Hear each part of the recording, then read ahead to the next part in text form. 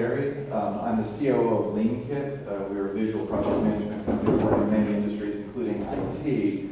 And I think this is a slightly different title from what was put in the presentation, although the topic's generally the same. What I want to talk to you today about is how to better understand how Scrum and Kanban fit together, how Lean and Agile fit together, so that instead of thinking about them as sort of a choice between different methodologies that compete, you can understand how they actually fit very well together.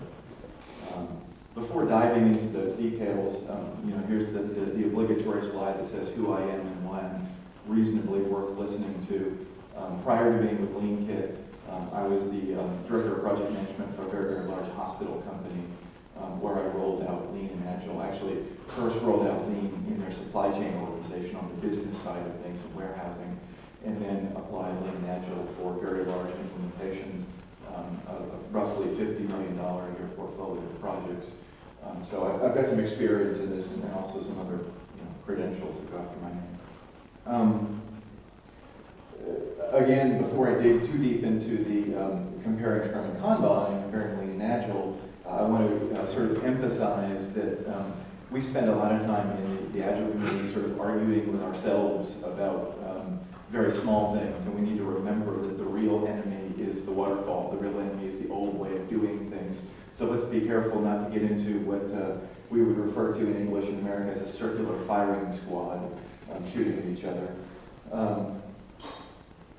So a lot of times when people in IT talk about Lean and Agile, and thus Scrum and Kanban, the picture that they talk about looks like this. We talk about this sort of big thing, theoretically big thing called Agile, which then has methodologies in it. But most of the time when people talk about those methodologies, they talk about Scrum. XP is this thing we used to do, which has some nice technical practices. And Lean and Kanban are these interchangeable words that a lot of people are not quite sure which is which, or do they mean the same thing? Do they go together? And what I want to talk to you about today, is that we really shouldn't think of them in that shape. And I am not going to give you a history lesson talking about Teiichi Ohno and the Toyota production system in Wall Street. So don't be worried about that. But what I do want to express here is that a better way of understanding how Lean and Agile fit together is that instead of it being this, really Agile is in essence the IT version of Lean. So the things that we talk about in the world of Agile and IT, in other industries, they call that Lean. And these ideas came out of the same historical movement.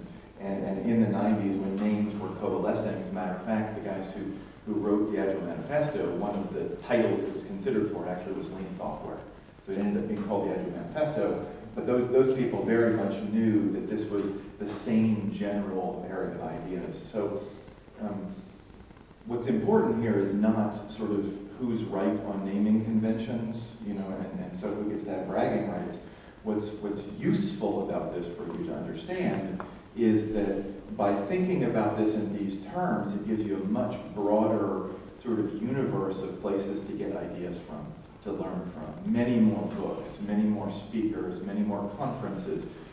What I would also say to you is that by understanding things in this way, you possibly, it's worth trying, I would suggest to you, will have a much easier time in explaining the ideas of Agile to your business partners, because they will have learned about these ideas under the title of Lean. If you have senior managers who went to any form of business school or have been in business for any reasonable amount of time, they know Lean.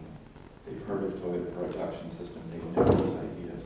And I know from very personal experience in trying to implement Agile in my prior employer, we talked about Agile and Scrum for years and really didn't get taken seriously.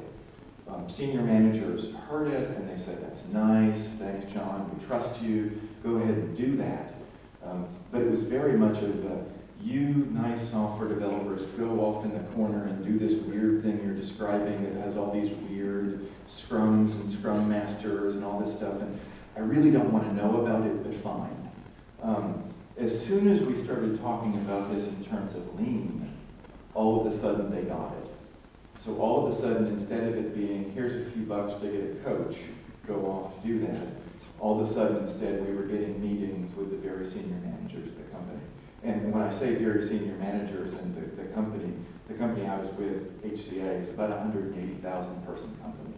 So it went from being a tiny little developers in the closet thing to something that senior managers of a Fortune 50 company were listening to and taking seriously. So again, this is not about religious wars amongst our Agile people. This is sort of how to think about things usefully. So before, again, sort of continuing on this theme, before getting into the details of Scrum and Kanban, what I want to talk with you about is this idea of Lean, and maybe talk through how, as I say, in my mind, and in many people's minds, Lean and Agile should be viewed as relatively interchangeable words, and how looking at this through a Lean lens provides a useful framework for putting Agile ideas together. So again, I mean, Scrum is a pretty coherent methodology as a project management framework, but a lot of times when we go to Agile conferences, there's lots of great ideas, but there's not a particular framework that puts them together. We have the Agile Manifesto, which is more of a belief system and a value system, but there's not necessarily a framework that's put these things together. And it would be my belief that Lean does that. It gives you a framework for connecting lots of good Agile ideas and helping you understand why they fit together. Okay, so lots of people have heard about the idea that Lean doesn't like waste. So if people know nothing about Lean, they'll believe that they know that Lean is against waste. Well, I hope that anybody is against waste. Being against waste is hardly controversial or interesting, because waste is just generally bad, right? It's a little bit like saying I love my mom, or dinner is great in the evening. It doesn't mean much. What's important here is to understand that Lean has a particular view of what waste means. That's important. It's a lens of looking at your organization and the world. In Lean, basically, if the client doesn't want it, you shouldn't be doing it. If your end client, the person who pays you cash at the end, wouldn't like it directly, then you shouldn't be doing it. You should be finding some way not to do it. So if I make tables, I'm a company that makes tables, and I itemized my bill for a customer and said, I'm charging you for some wood, and I'm charging you for some laminate that goes on top of it, and I'm charging you for some metal, and I'm charging you for the employees who work to make it. All of those line items, if I make a good table, they would look at it and say, that's reasonable and fair, I'll pay you for those things. If I go to them and one of the line items on there is, well, for every 7 tables that I'm able to sell, we actually end up with 3 that are scrap. That didn't make it and they just ended up in the trash because we didn't do it right. Well, that's my problem, that's not their problem. If I talk about my accounting system or my regulatory system or my internal control system or those kinds of things, your customer doesn't care about those things. You may have to do them right now, but your customer doesn't care. And looking at things through a customer lens, we should always be looking about how can I make those things go away? Maybe not right away, but eventually we want those things to go away. In the world of IT, in each different domain where Lean is applied, there are sort of specific flavors of waste that apply. In the world of IT, the flavors, these over here on the your right, are the flavors of IT that are most typically talked about. So the first of these is work in process or work in progress, depending on your way of your talking. And this is generally the idea of, even though in accounting, half-finished work goes onto your ledger in an accounting sense, from your customer's perspective, it has no value. Your customer, from the moment the customer submits an order to the moment the customer gets it, in between those two things, they don't care. All they care about is, I want, now give it to me. If they say, I want, and they get something immediately, they are thrilled. If they get it tomorrow, you're pretty great. If they get it next week, you're cool. If they get it next month, that's not bad. If you get it next quarter, if you get it next year, you're wasting my time. Because the thing I asked you for is probably not relevant anymore. The market has changed, the situation has changed. So anything that's in progress, the longer it's in progress, if it's delayed, it potentially loses a tremendous amount of value. So just sort of putting a little bit of a flavor on that, and how quickly things change and how this is true. Think about an iPad. So Apple is on the 5th generation of iPad. The iPad came out in 2010. So now think about Nokia. Nokia just finally came out with a tablet, right? So they've been working on that all the time. Even though the iPad 1, if we look back on it in retrospect, wasn't that great? By having it in the customer's hands soon, it had value. Because the Nokia product didn't get to the customers till now, they're a dead company.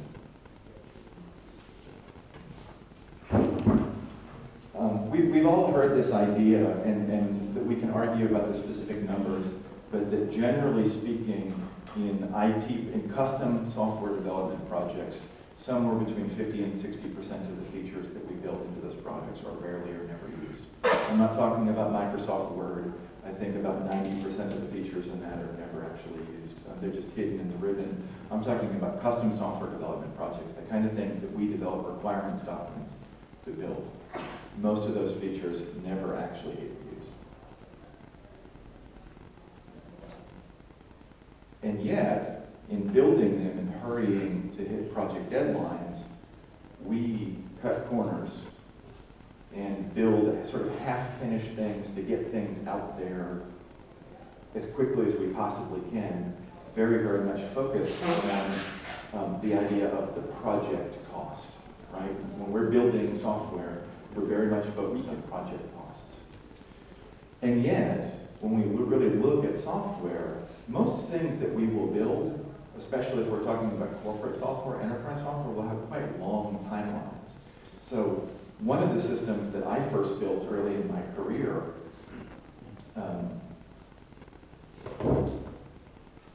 13 years ago, was only finally retired last year. So even though I was part of the project team that built it in the first place, we crammed like heck to get the thing into the project. Most of the work on that system was in the subsequent 12 years. Most of the cost of that product was in the subsequent 12 years. Another system that I worked on was originally built and implemented in 1984. So imagine the difference between focusing on the project cost and the project speed and what was important during the project and the actual life cycle cost of that product.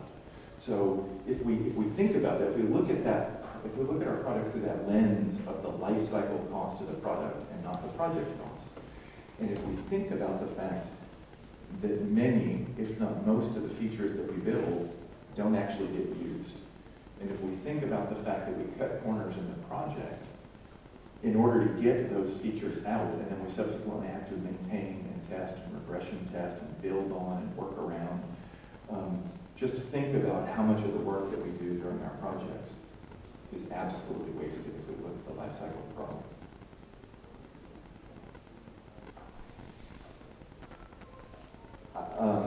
We have something that we do as kids in the U.S.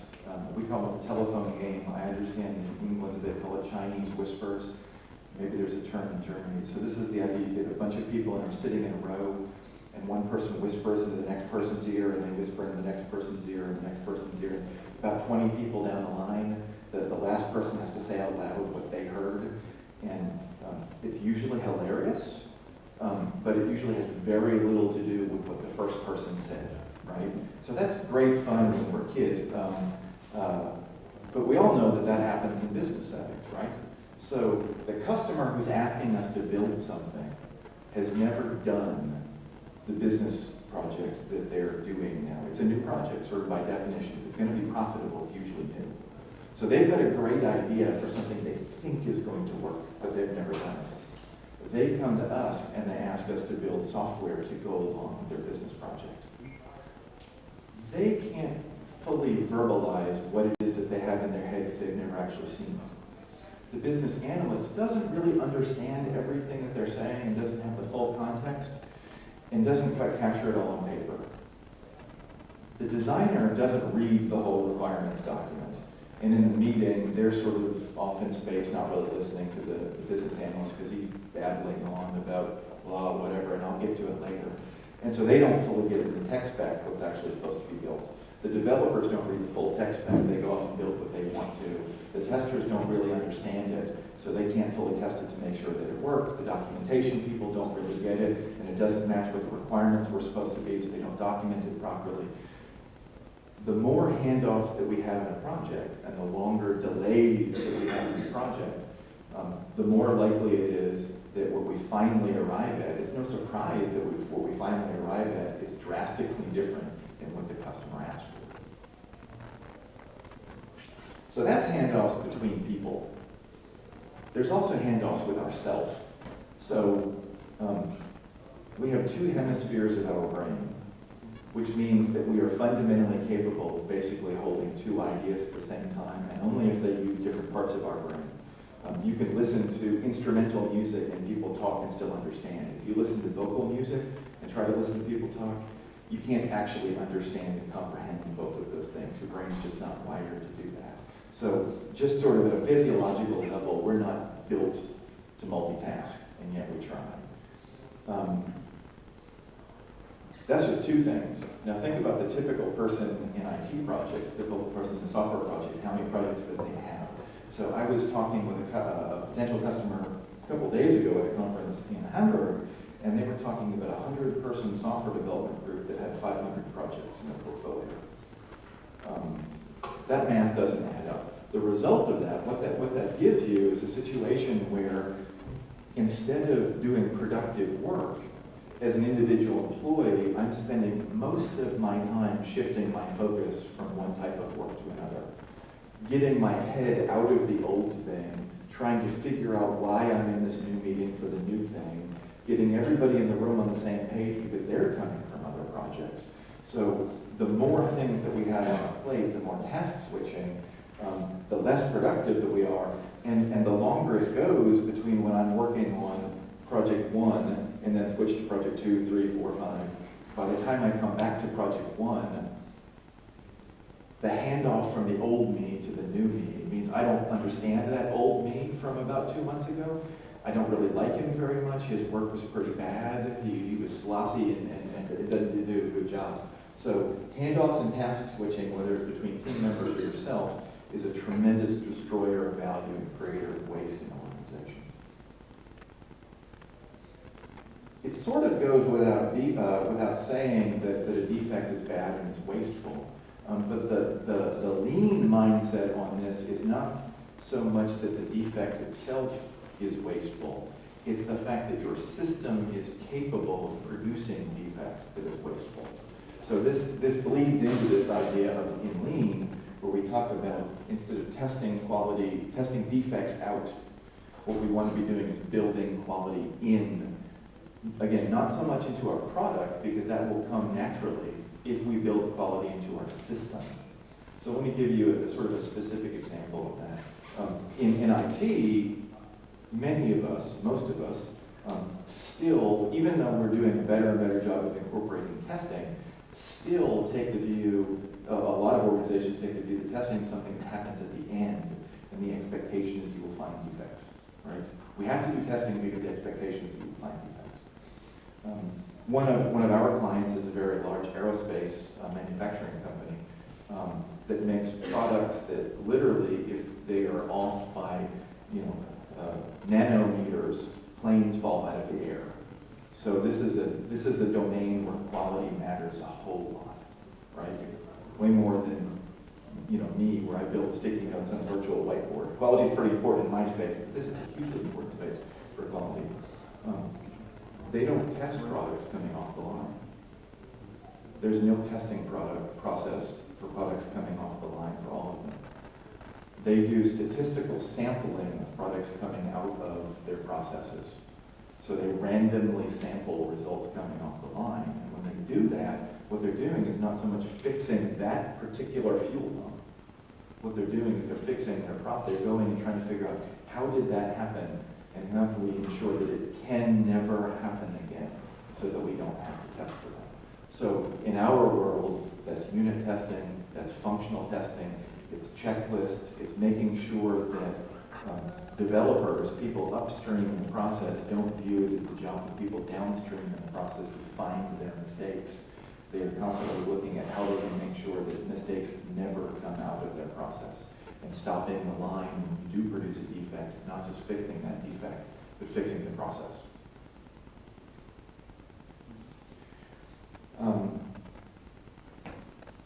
When you're going to school, learning is about sort of harvesting knowledge of things that people already know from the past. If you're doing anything in business that's, again, reasonably profitable, there's no such thing as knowledge that's just out there to be learned. Again, we talk a lot about, sort of a closer relationship to our customer, and that if we have a great product owner relationship, they can tell us what's really needed. I would emphasize again that your customer doesn't know what they're talking about. And I don't say that in a nasty way that they're stupid or incompetent. I just say that if they're doing anything that's going to have any sort of profit margin on it, by definition, it's something that they've never done before, and nobody's ever done before. And therefore, they are experimenting. And so we need to view everything that we do in organizations as experiments. And we need to understand that we are not just passing knowledge, we are creating new knowledge through the process of these projects. We need to view projects as experiments that are designed to, experiments if they're done properly, are designed to be capable of failure. So we need to create a situation in our projects where we can uncover this knowledge, share this knowledge, and pivot as quickly as possible, change our minds, be willing to change our minds as quickly as possible. And sometimes that means putting it in the customer's face that this great idea that they think they have just can't be. So, a lot of what I talked about here so far is the idea of, in a lot of cases, the solution to these problems is moving quickly, right? So we all know that in the world of Agile, iterative development, Scrum, and Kanban, it's all about how can we move as quickly as possible, right?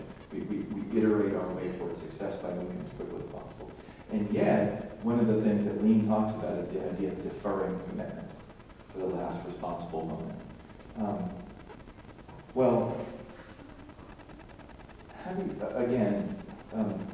That's all well and good if I'm iterating, if I'm capable of iterating my way towards a result. And a lot of people in Agile will say you should always just do iterations. You should never set dates. We should always just have subsequent iterations until we reach the result. I would suggest to you that that's somewhat naive. That in businesses, there are real dates. If I'm making software for the Christmas season, for the website, for Walmart, or for Amazon, if that product's not out there by the beginning of December, it's useless. It's not slightly less valuable, it's absolutely useless. There's a real date there. So there can be real dates. So how do we do this? How can we be iterative and incremental and defer commitment in a world of firm fixed dates, which are real? What I would suggest to you is the idea of parallel experiments, or the way it's referred to in manufacturing is set-based design. And this is the idea, if that date is a real date, a real valuable date, and using that Amazon example, right? The Christmas season for somebody who's in retail is hugely valuable. So if that date is really that financially valuable and hitting it is that important, then the organization should be willing to invest in parallel development efforts. Let me give you a specific example from my own experience in that. So, like I said, I used to work in a hospital company. Hospital companies use a system called an electronic medical record system. Think of it as the equivalent of an ERP or a CMS system, but for the healthcare industry. Right? It's how you run your business. And again, this is a very, very large business. So this company that I worked for uses a system called Meditech. So Meditech is one of the dominant players in this EMR space, and they've been using Meditech for about 20 years.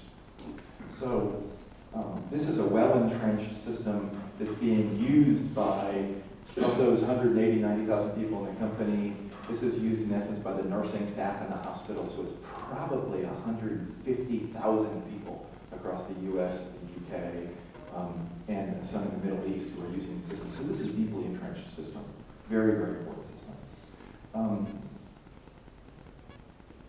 Right now, the US government is going through a process of pushing all hospital systems to put in electronic medical records. And they have both a carrot and a stick for that.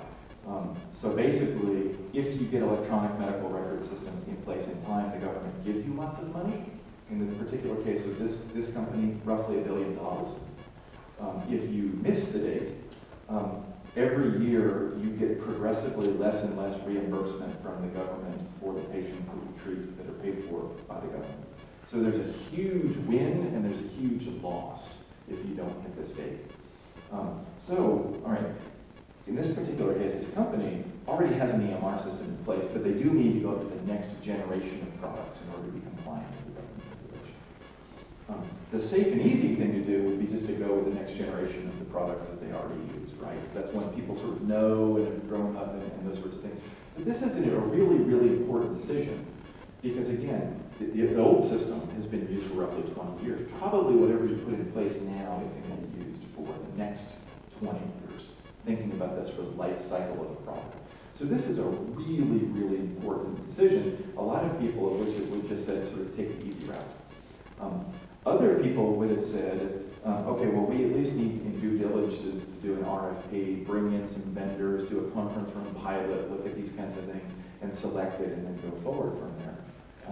What the company actually did instead, because we began to look at Lean IT, was actually implement several different electronic medical record systems in real hospitals within the system, and run them in parallel for a couple of years, in order to gain real knowledge, in order to create real knowledge about how these systems would work in practice.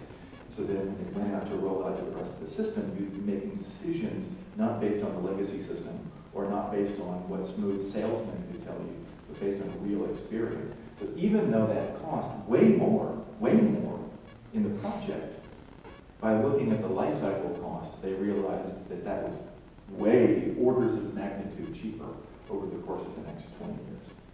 So that's the idea of deferring a huge decision. Sometimes you can do it through iteration. If you can't do it through iteration, you can do it through parallel experiments set based enough. Again, delivering fast. Delivering fast is so important. So many of these problems can be solved through delivering quickly. Delivering fast enough that your customer can't change their mind solves all kinds of problems.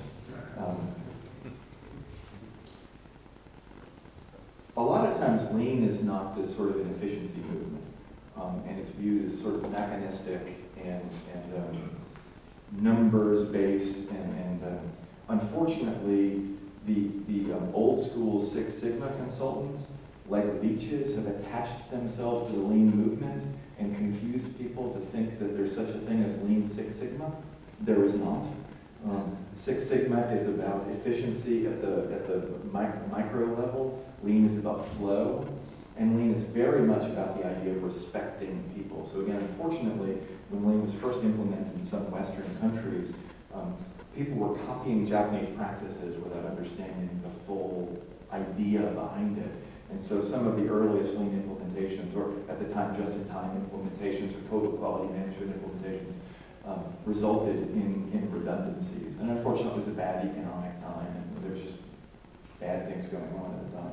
So it got things mixed up. But the truth is that its underlying heart, Lean really is about respecting people and understanding that if I really believe this, if I really believe that the measure of an organization is a value directly to the customer, and I really believe that the customer really pays for the product, well, the person who makes the product is the employee. It's not the managers or the executives or the administrators or the logistics people or the whatever. It's the people who are actually doing the work, and so they're deserving of respect. That's always been true, but that is especially true now. So, again,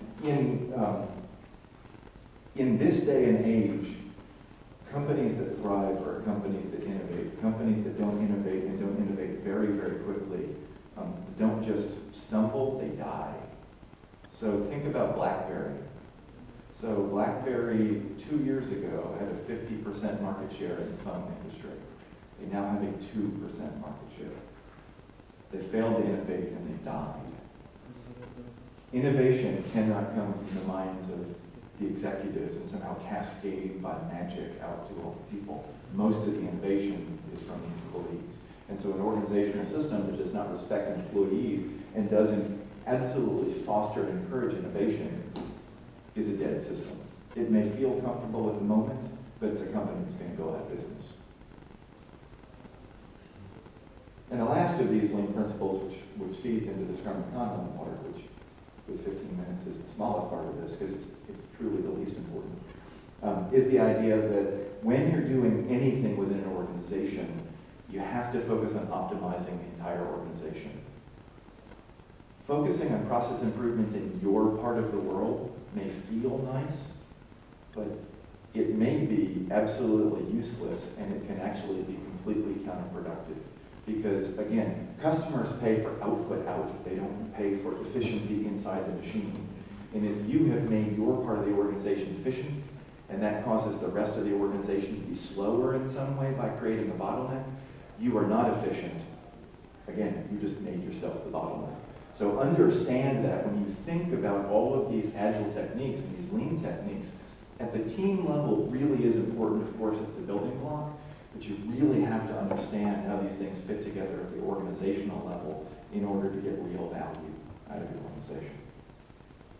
Okay, so most of you, I would suspect, know much more about Scrum, so I won't belabor this too much. But fundamentally, this is a picture which you guys would probably see many different iterations of Scrum.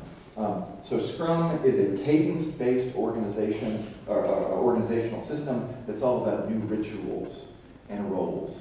It's about a clockwork tact, which is what we would say in Lean, of things at the team level. An important thing very much with Scrum is a team activity. I know that there's the idea of Scrum of Scrums.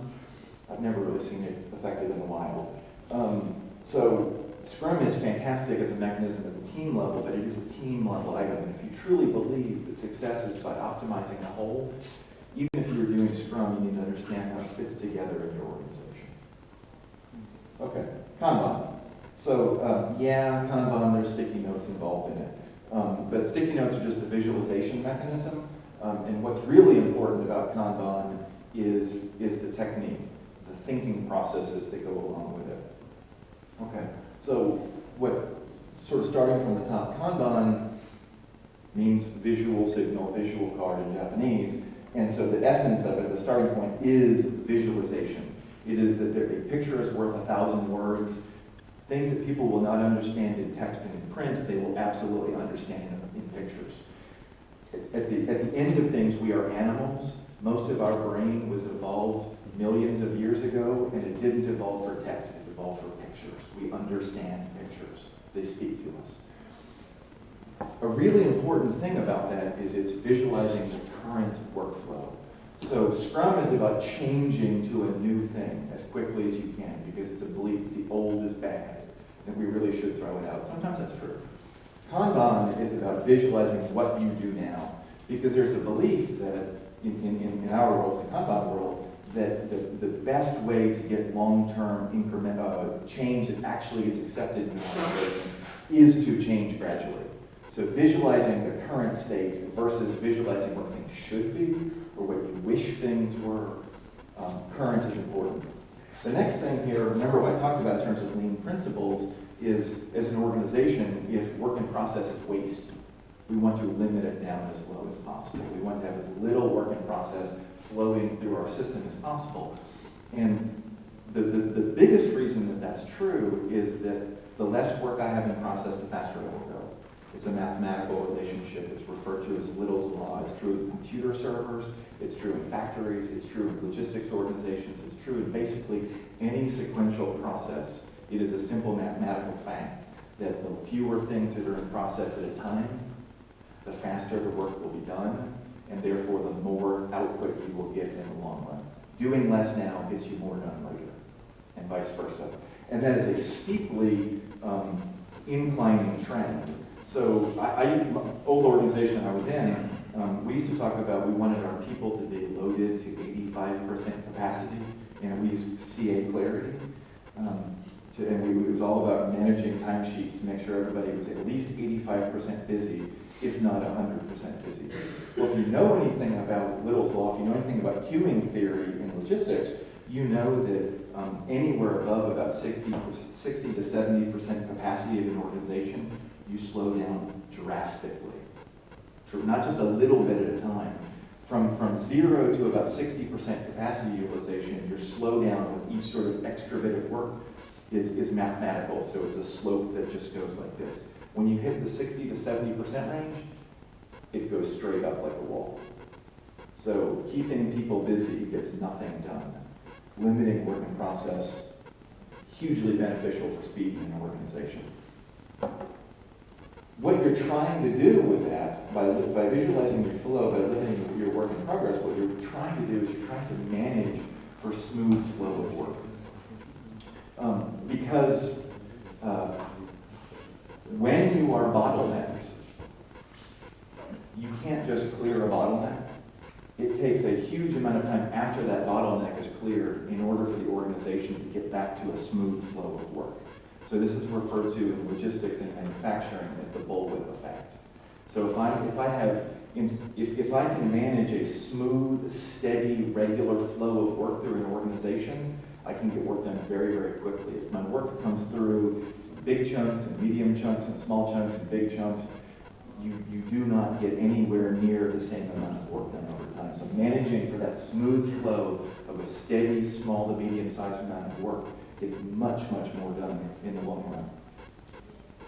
Making process policies explicit. So this is the idea again. So again, a lot of people understand Kanban as an alternative method to Scrum at the team level. It certainly can be used at the team level, but a lot of the value of Kanban is understood best if you look at it as a way for the handoffs within an organization. Because even though handoffs are bad, they do happen, right? We can't just make them go away. We need to manage them effectively.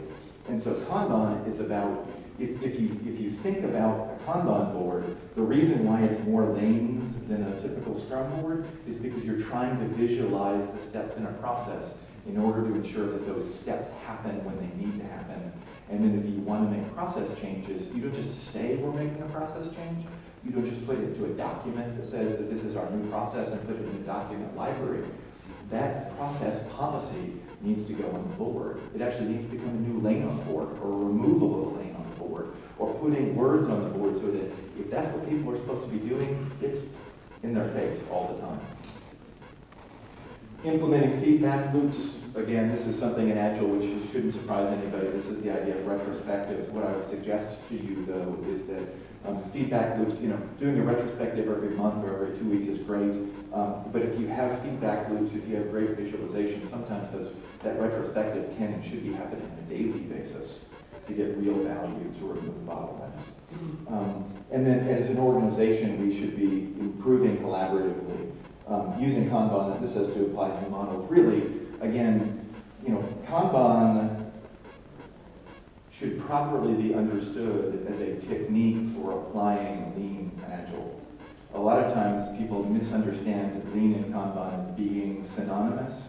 Sometimes some people who talk about Kanban will merge some ideas from Lean and put them under Kanban as if they're part of it. That I would suggest that that's inappropriate. But Kanban is not just about the sticky notes. Ideally, it really is about that organizational process change. It's about using the sticky notes in the wall as a visualization, management, and measurement system in order to implement the rest of those ideas that I already talked about. All right, so I just talked about two things, and I hope you understood. I hope you saw that I was describing two very, very different things. I was not talking apples and oranges there, right, where they're competing fruits that we have to decide which one we like. I'm really talking sort of, apples and chickens, right? I mean, they're just absolutely different things.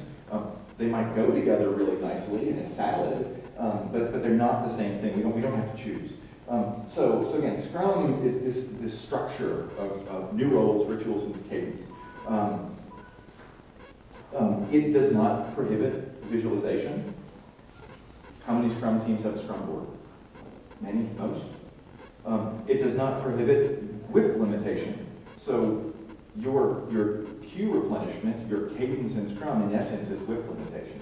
It's just WIP limitation at a month or 2 week or 1 week basis instead of at a process step basis. And it certainly doesn't forbid you to measure your flow. I mean, that's what velocity is. Velocity is a flow measurement. I would suggest that it's not as robust a flow measurement as you might want, but it is a flow measurement. So Scrum doesn't prohibit any of those Kanban things.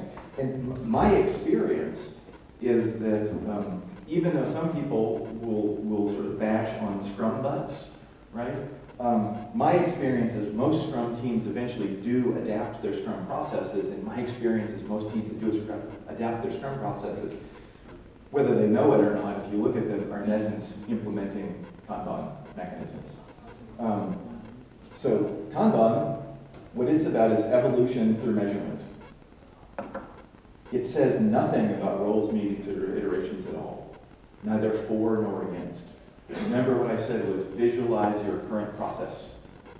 So if your current process involves these things, Kanban is saying do those things and keep doing those things. Don't change them. My experience, again, is most software development teams, this wouldn't necessarily be true in construction or manufacturing or in other domains. They would have their own techniques that would go alongside Kanban if they're applying it. But in my experience in the IT domain, software development, most of the teams who are doing Kanban probably have somebody who's roughly Scrum Master-ish. They do daily stand-ups. They have some sort of a queue replenishment process. They have some sort of a cadence. Now they will decouple those things. They're adapting the framework, but they absolutely do those techniques. So, you know, what I would suggest to you, I hope you can see that these are very different things which shouldn't be in conflict at all and really can be, in my experience of very successful teams, most of the time are used very well together. So if you want to learn more about these ideas of Lean and Kanban, because again, my assumption is most of you guys have pretty good experience in the world of Agile and Scrum. So first one here, the Phoenix Project. This is a business novel. If you are trying to convince your boss, your executives, that doing Lean, Agile, new methodologies, you want to convince them it's a good thing, you are probably not going to get them to read a book by Mike Cohn or Schwaber or Sutherland or any of those guys who are describing a process. This is a novel. If you give it to them, they can read it on a plane flight when they're going to one of their sales meetings. It's an enjoyable book. It will convince them why they should be doing these things. It's a great story. I would strongly recommend it. Implementing Lean Software Development from the Poppendikes. This is a great book for describing, for mapping the ideas of Lean and Agile together in a very practical way.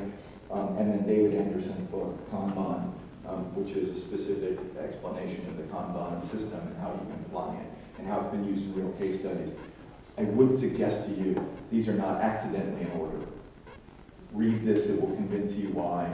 Read this, it will convince you the whole organization. Read this, it will teach you the techniques. But that's the right order for them. So with that, I thank you very much for your attention and your time. Thanks.